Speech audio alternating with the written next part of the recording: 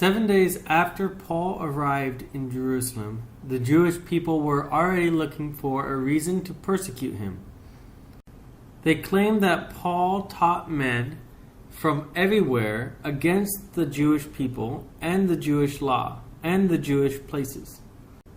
We see that this is a fabrication of the truth because later in verse 24, Paul is saying to Governor Felix that he agrees with everything that the law says, the law being the Torah, and everything that is written in the prophets. Therefore, we can see that it is clear that Paul is not teaching people away from the Jewish belief, but instead that the Jewish belief is correct, but missing an important piece of the puzzle, Jesus. We can see that Paul does not withhold from any opportunity to share the gospel, no matter what the situation looks like from the outside.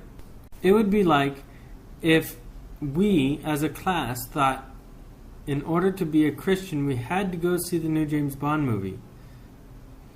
And Yemima stood up against this and said, no, you don't have to go see the new James Bond movie to become a Christian. And the class broke out in such chaos that we wanted Yemima out.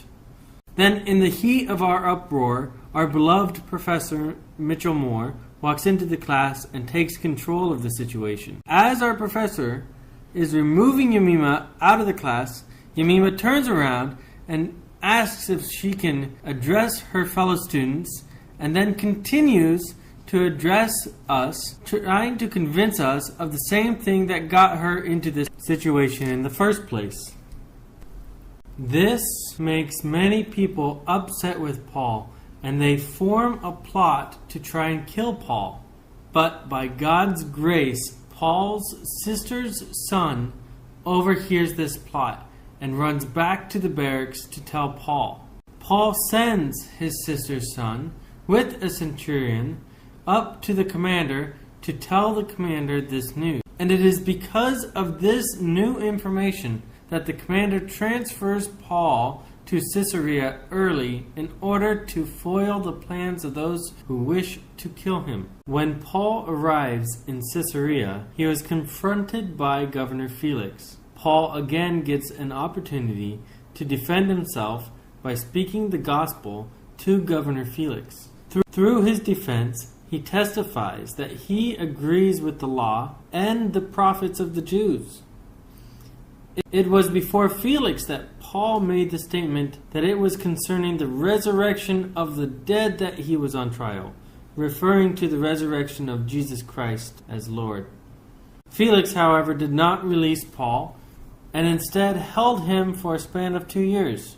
Throughout these 2 years, he would send for Paul and talk with him frequently, because he was hoping that Paul would offer him a bribe. After Porcius Festus succeeded Felix, 3 days later, Paul was sent in front of Festus. And there were the chief priests and Jewish leaders who appeared and requested Festus to send Paul to Jerusalem. They wanted Festus to send Paul to Jerusalem because the Jewish people in Jerusalem were planning to kill Paul.